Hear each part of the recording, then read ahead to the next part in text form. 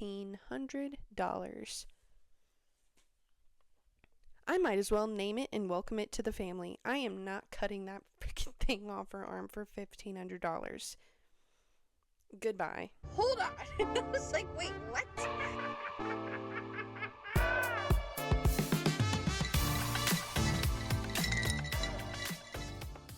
Let me just take a quick look at when my last video was, okay?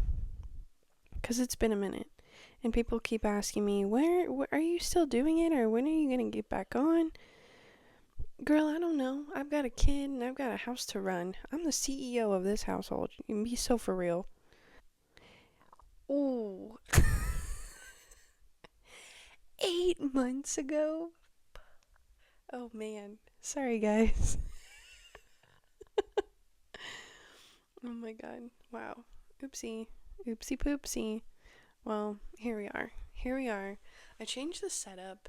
This is technically our guest bedroom, and I don't know, it was like somebody had to stay the night here, so it was like we turned it into our guest bedroom, and I was kind of like, you know what a vibe if I could just chill and relax on our guest bed and just chit chat about anything, I don't know, I thought that this would be fun. And then my dog can hang out here too. Yeah. He's just a little noonie. So anyway, I'm going to do a pretty quick episode because I do have to go to work in about an hour. So I'm going to kind of make this fast. Kind of just give a recap of the last 8 months, I suppose. And then, whatever's to follow. Basically, when I just get on here, I just talk and yap. And anything that I have to say just kind of flows. I'm going to try and kind of be quiet because my kid is sleeping on the other side of this wall.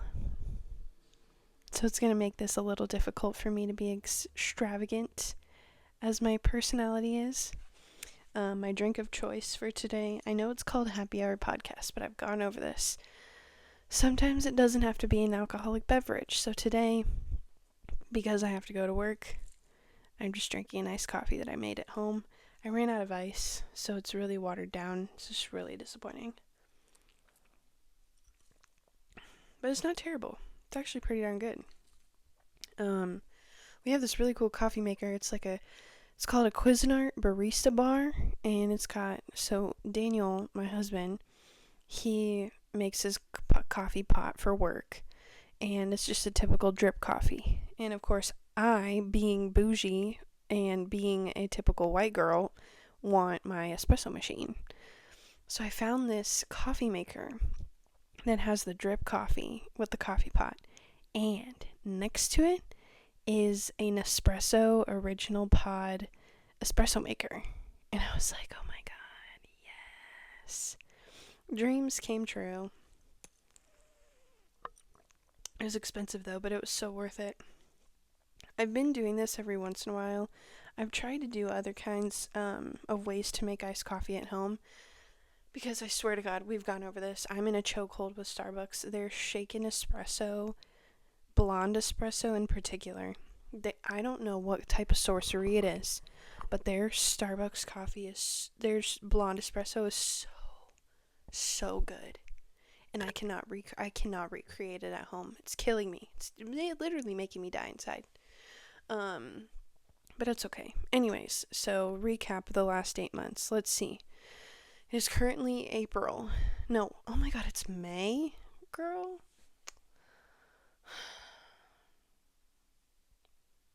I just now realized our guest bedroom fan is green. Fun. Month, May, April, March, February, January, December, November, October, September. September? Shit. Okay, well, that's a lot of backtracking. Okay. I think the gist of why I had taken a break was because not only do I have my kid, But I don't have a babysitter, and it's my mom that usually takes care of my kid whenever I'm doing these podcast episodes, right? I can't ask my mom for help every single damn day or every single damn week for multiple hours, right? That's not fair. That's not fair to her. Because having a kid is a lot of work, especially a toddler.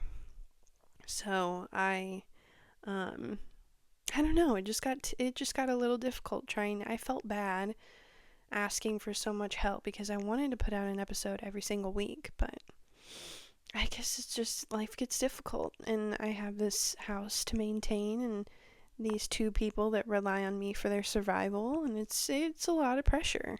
Um, so that's also something that I've been that was one of the reasons why I took a break, but also um, I don't know if it was just the weather, the climate. Hello, the change of seasons.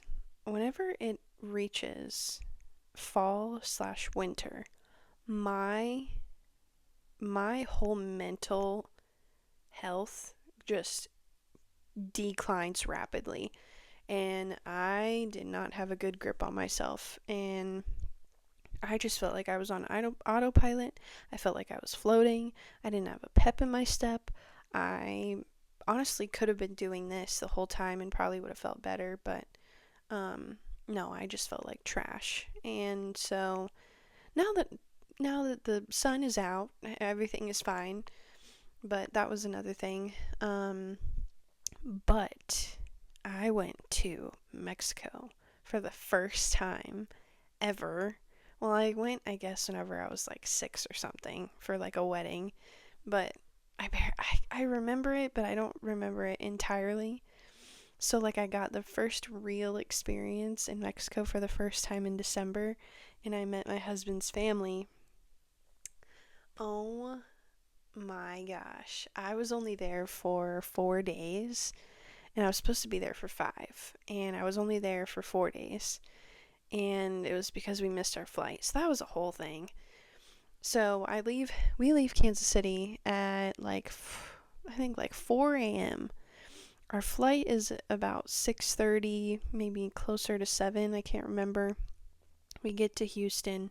No, we're sitting on the plane in Kansas City we're sitting on the runway, and they're like, "Well, we can't move because there's thunderstorms in Houston." Bull frickin' shit, because I heard them working on the plane the whole time we were sitting there, and by the time they were done, then we took off in the air, and I'm like, that's odd. Come to find out, we land in Houston. We only have 5 minutes to get to our next flight. We get there, we are sprinting. They changed the gate twice on us. We are sprinting to get to our gate. By the time we find it, they had just closed the doors, and they're like, "We can't let you get on the plane." And it was like, but everybody else got on the plane who was from the same flight as us. What's the damn difference?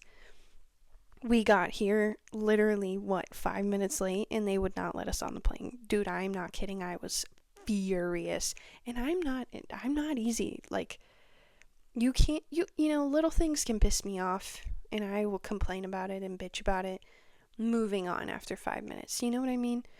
But this had me raging, and I was crying because I was so angry.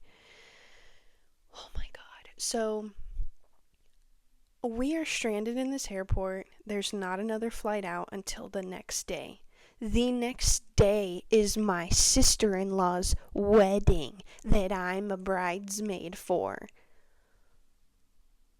I was literally sobbing in tears because I genuinely thought I was going to miss the wedding. I thought I was going to miss the wedding, all because of this stupid freaking person that works for, what was it, Delta? I don't freaking know.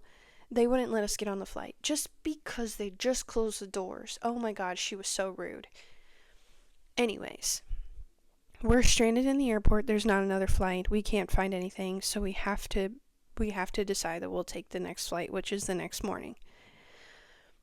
So we're sitting, my friend who is from Mexico, she was taking me, she was accompanying me. So she and I had to basically find a hotel, spend the money to get the hotel, And come to find out, we wouldn't get a voucher for the hotel because whenever a plane has to wait for weather, they don't have an excuse to give you a voucher because they didn't have control over the weather. But if they have a mechanical issue and you lose your next flight because of a mechanical issue, because you got held up on the plane, you miss your flight due to a mechanical issue, they can give you a voucher so that you can get food, you can go get a hotel. But because it was the weather and there was thunderstorms, we missed our flight. And I didn't get a voucher. We had to spend $300 for this hotel. We had to go get food multiple times because we hadn't eaten lunch and we hadn't had dinner, and then the next morning we had to eat breakfast. Oh my god, I was so pissed. But luckily I put insurance on our flight, so thank god. But to be quite honest, it ended up actually being a lot of fun staying in the hotel with her. We stayed up till like 2 a.m. like talking, and we got to just like get really close and everything, so that was fun. So I never really ended up doing anything with the insurance. I'm glad that I had it, but I didn't end up doing anything with it because it ended up being a really good memory. So it was like, yes, I could get the $300 back, but like by the time that I came back, I just kept like forgetting that I needed to follow up with insurance. And then by the time, I mean, it's May now, like moving on, it's fine, whatever. And so the whole trip overall ended up being perfect, literally perfect. And so we we get on the flight the next day. We're on the flight to Veracruz. I am on the plane realizing that by the time we land and by the time we get in the car and arrive to my husband's hometown, we are going to be there 30 minutes until the wedding. 30 minutes.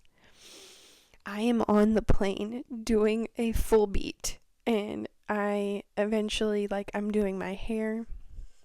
We get off the plane, we get into the car, I have my dress ready, I have my shoes ready. We're in the car, and it takes us like 2 hours to get to his hometown. We get there, I change. Girl, guess what happens? We're walking to the car. His aunt, now I call her my aunt, she goes, your dress is stained. And I was like, what do you mean stained? She's like, I mean, you stained your dress. And I was like, I just got my period. Are you, like, right now? I was like, if it's not one thing, it's another. Please let the rest of this trip go well. Thankfully, my little prayer, it was heard, and everything ended up being fine.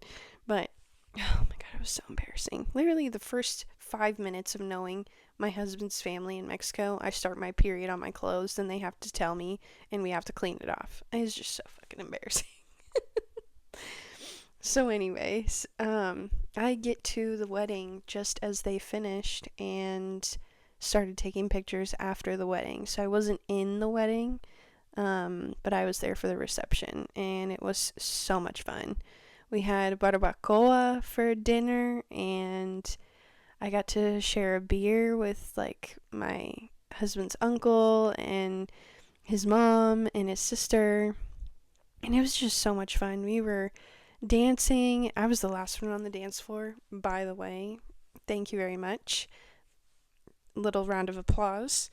Um, and then we left at, I think it was maybe like 2 in the morning. I was so tired. I was so tired. I literally looked over at my suegra and I was like, she's like, okay, we can go. Then we get home and guess what? I'm tired, but you know what? My husband's mom, my suegra, she and I stayed up till 3 a.m. talking to each other. Just like we slept in the same bed, had a little sleepover, and we were just talking to each other till like 3 a.m. Just about life and like getting to know each other. And it was so much fun. So then, by the time, let's see, We fell asleep, woke up, and then literally the entire family came over for breakfast. The entire family. I just was like, I was in heaven the whole time because the way family is in Mexico is just a whole feeling of just wholesomeness. Like, I don't even know how to explain it. Now, here it's just my parents and I because I don't have any siblings, and like my aunts and uncles live in other states. And like, I have one of my aunts here, and we're close with her, and we still hang out with her, but we're just like a small family here. And so, whenever I was with them in Mexico and just seeing how big their family is and how everybody is so close, I was genuinely like in tears because I was like, this is beautiful. This is genuinely the best family I could have found for me and for my children. Um, and I'm just so excited to go back. And honestly, I don't know if it's just the news or the media or how Mexico is portrayed, but seriously, I highly recommend you go visit, whether you know somebody and it's their family, or if you end up being with somebody, who is from Mexico, don't hesitate to go. Like, I'm so serious. I was nervous because we live in, the United States, and it's a lot of talk about all the dangerous things that go on in Mexico, which obviously is inevitable, which without a doubt is absolutely terrifying. Um, but there is the other side to Mexico that is just absolutely beautiful and can show you a side of the world and the side of another side of your heart that you never have felt before. So I feel like there's a lot of danger everywhere. There's a lot of evil everywhere, but just as much evil, there's just as much good. Um, you just have to search for it. You just have to be safe, take the most precautions possible, and you'll find it. And if you go in with the best intention and the best hopes, you'll find yourself in such a beautiful place with such beautiful people. So that's my take on that. I forget that the camera stops after like 15 minutes or so. So I have to kind of retrace my steps. Okay, so I was trying to say that I keep burping. God. Um, I was trying to say that my husband's town is a little ranchito. It's really small. I mean, like his town is so small. It's maybe like 10 to 15 houses from what I recall. And when we would go on a walk, his mom and his aunt and uncle and we would go on a walk in the town. Everybody would come outside and talk to us, like all the neighbors. Everybody knew each other, and everybody was so sweet. And we just did little like lap around the town, and it was just beautiful.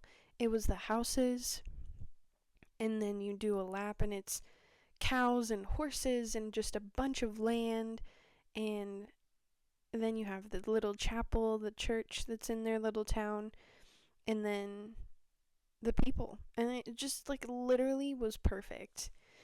And then if you wanted to go to get like groceries or something, you could literally go down the road for like 5 minutes, and then you're in the big town where they have all the stores and the restaurants and the places to eat and the big church and the schools. And um no, it was awesome. um so yeah, I tried to compare, like when people say ranchito and then they say like el pueblo and then la ciudad. I feel like that's the levels of like trying to compare it to here. It's like el ranchito is like a neighborhood, from what I'm trying to explain it, like the best I can explain it. Ranchito is like your neighborhood. Then you have el pueblo, which is like a bigger part of the town where everybody kind of goes, like it's the hub, it's the center of like, kind of like where I live, it's Parkville. Parkville is the town. That's where majority of the stores are. And then if you go further out, it's neighborhoods. Like Like if you are used to going to the Parkville area where you go to Walmart or you go to the gas station or the more popular places or stores or you know what I mean? And then you go further out and it's like Farley, Missouri or Weston. You have those towns. So I don't know if that makes sense, but anyway, not that that matters. Um I just ate a lot of food, to be honest. I ate so much food and none of it me hacía daño. Like none of it gave me stomach ache, had to go to the bathroom, nothing. Everything was clean, everything was so good, so fresh that my body was just like absorbing it and was just like loving it. And to be honest, when I came back here, the first thing that happened to me after eating and drinking water here, I got sick. Like I was in the bathroom. So I was like, that is crazy to me that I went to his hometown in the middle of like basically nowhere eating this food and nothing is happening to me. Honestly, I have no stomach ache, nothing. Here, I always have a little bit of a stomach ache. My stomach always hurts just a little bit, but I just get used to it. But there, I just felt so good. It was awesome. It was just so nice. Um, anyways, we get back and I'm trying to think.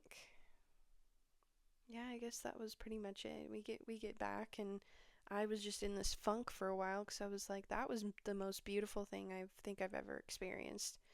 And I got into this funk again where I was just like, not miserable, but I was just like, just depressed, man. Like I was just missing it. I wanted to go back. I wanted to feel that feeling of family. Like, not that I don't feel it here. Of course I feel it here, but it's just like the entire family. Like, you know, when you go to a family reunion and you see all your cousins and you see your parents laugh with their siblings, that's the best feeling ever. And we don't really get that here anymore. It's just my parents and I, and like maybe my aunt every once in a while, and maybe my other aunts and uncles every once in a while. But like when everybody's together, there's that feeling where you're just like, this is awesome. So I was just missing that a lot, and it sucks that they're in another country. Um, but that's okay. I'm gonna go back eventually. Um, so yeah, that happened. Oh, I'm so sorry. Pardon me. You see that thing on her arm? You see this thing on her arm? Hello? This thing on her arm? It's like a mole. Tell me, tell me what your thoughts are. Not cancerous. It's benign. Nothing wrong. It's just attached to her arm. It looks like a ball sack. It's huge. It's attached to her arm, right? And I go to the vet. I'm like, let me know what I can do to cut this ugly freaking thing off her arm. $1,500. I might as well name it and welcome it to the family. I am not cutting that freaking thing off her arm for $1,500. Goodbye. So we just call it the ball sack. It's on her arm. It's going to be there. It is what it is. I don't know what you want me to do about it. If I wrap it up, she chews off the bandage. So we just have accepted it. We've just accepted the ball sack. So if you see a ball sack on my dog's arm, it's a ball sack. So that's it. That's it. I'm trying to think of another update I can give you. Honestly, like this whole setup is cute and all. This whole setup is cute and all, but it's giving like serial killer Polaroid. Like my lighting sucks. So, okay, here's something I can talk about. I have been dealing with and trying to get a grip on my mental disorder, which is bipolar. And it is pretty saddening because when I am not taking my medication, I am either in a full-blown rage for zero reason, and I am so clouded with rage that everything else I'm doing makes zero sense, because there is just so much chaos in my head that I can't do a task. I can't do anything without my brain going 50,000 miles per hour. And because my brain was going 50,000 miles per hour, I would accidentally leave candles burning. I would accidentally leave the garage door open all night. I would accidentally leave the stove on, leave the oven on.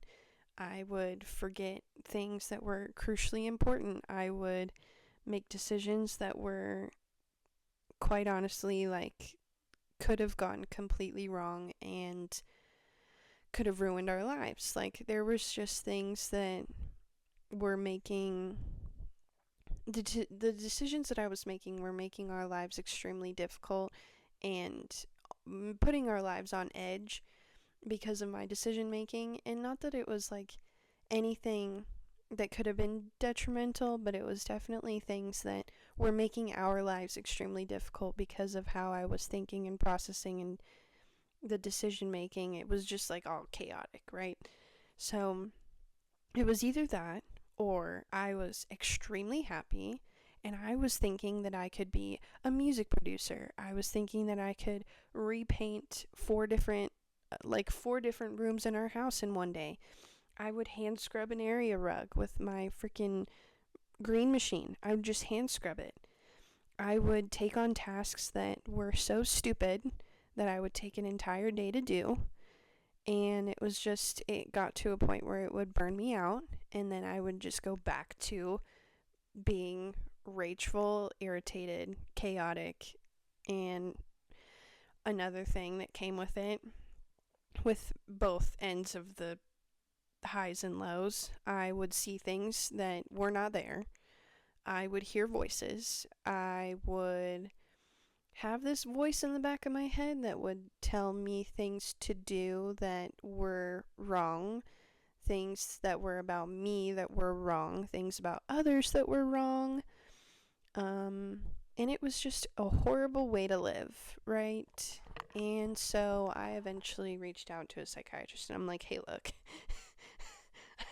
I'm unwell. And it never came to a point where my life was like on the line, like I was willing to end my life. It was never anything like that dangerous, but it was just like I felt like the world was ending. I thought that everyone was going to die at any given point.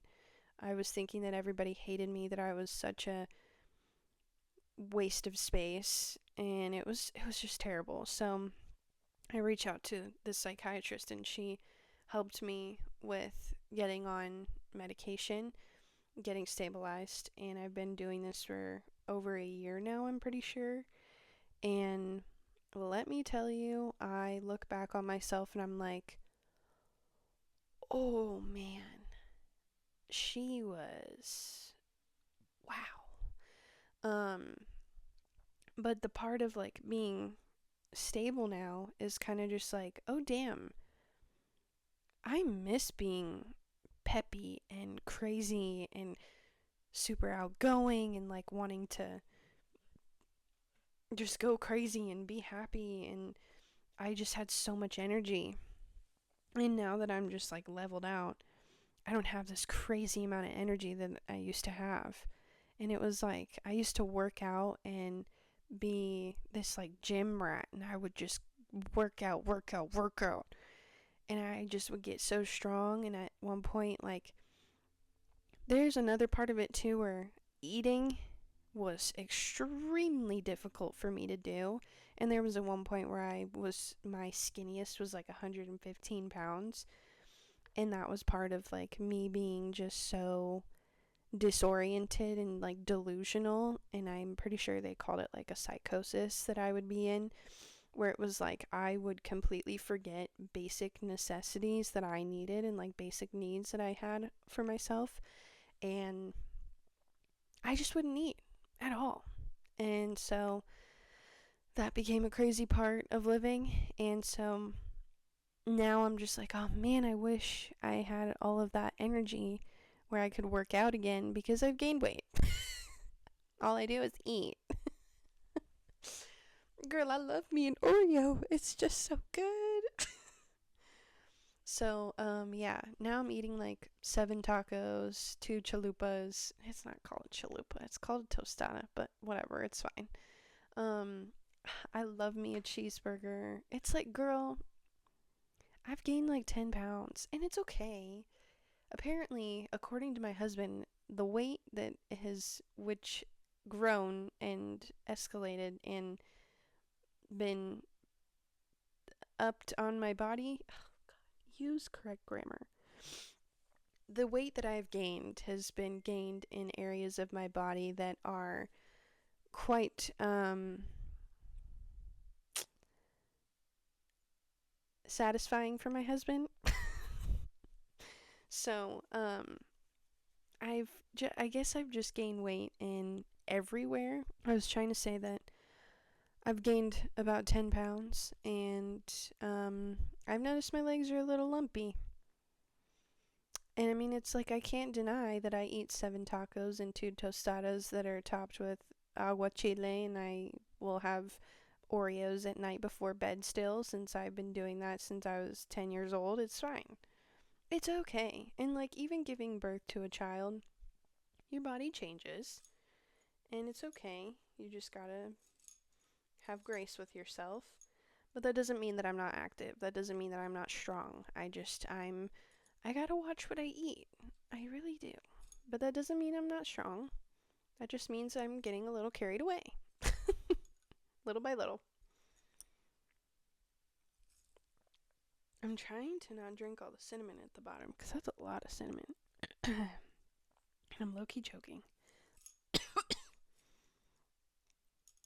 Hello? So anyway, that's kind of been something I've been going through, is the gaining of the weight and just realizing that I'm becoming the best version of myself and the healthiest version of myself. And this new version of me is going to be me as... And I was telling my husband the other day, it was like, after I had Maya, after I had our daughter, I was completely different than before I had her. And then after I had her, it was like, I need to get my life together. And not that my life wasn't put together before, but it was like me. Like, literally me. Like, my confidence, my decision making, my...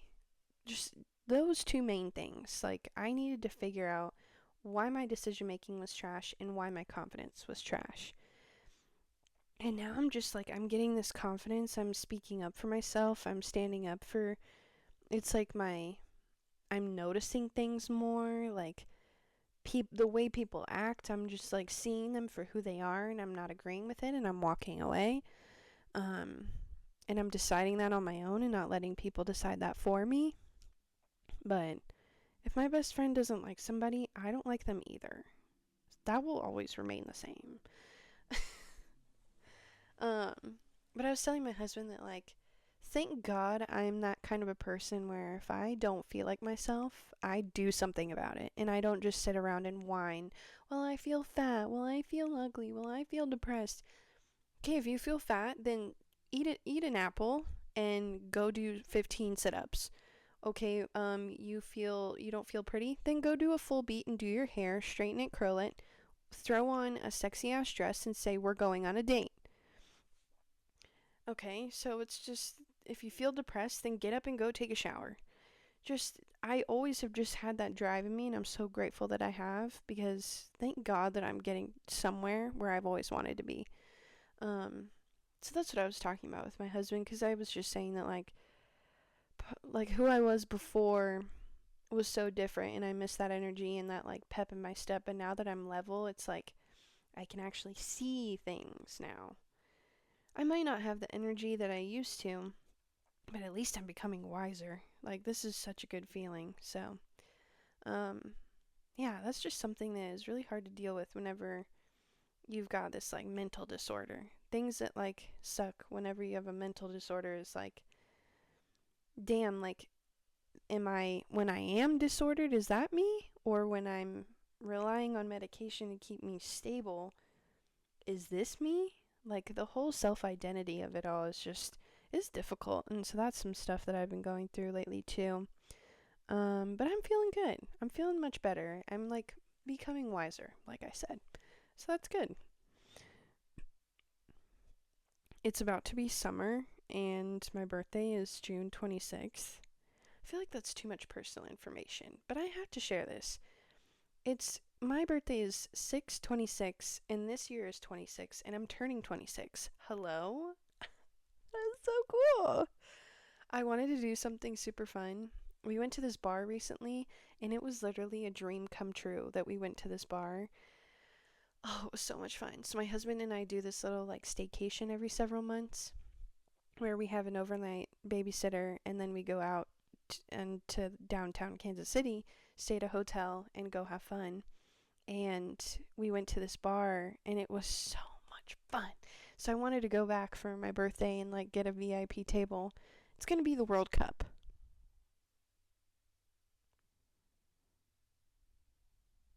It's going to be so crowded. And I'm pretty sure all the tables are going to be taken. And it's going to be so crowded. I don't even want to go at this point. So, we decided we're going to go on a lake trip to Lake of the Ozarks for the 4th of July.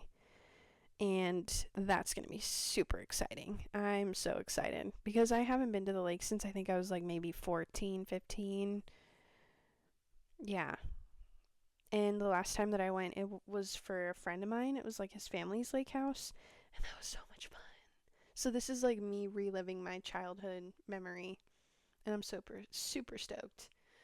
So, any users, I don't really have anything else to talk about. I'm just trying to give you an update. And yes, I plan on continuing this. I'm just not quite sure how often I'm going to do this, but luckily, I've got this all set up and this is way more comfortable.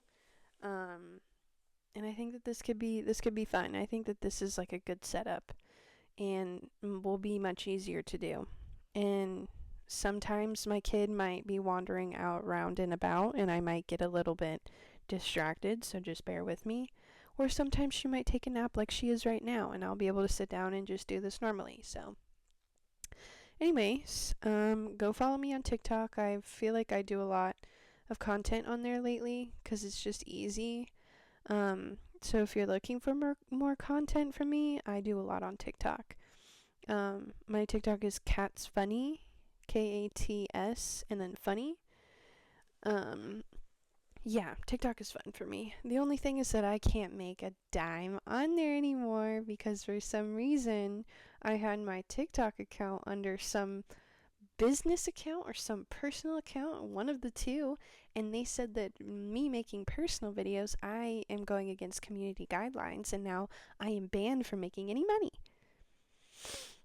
So I just do it for fun now. So that's exciting. It's okay. So anyway, I still get PR.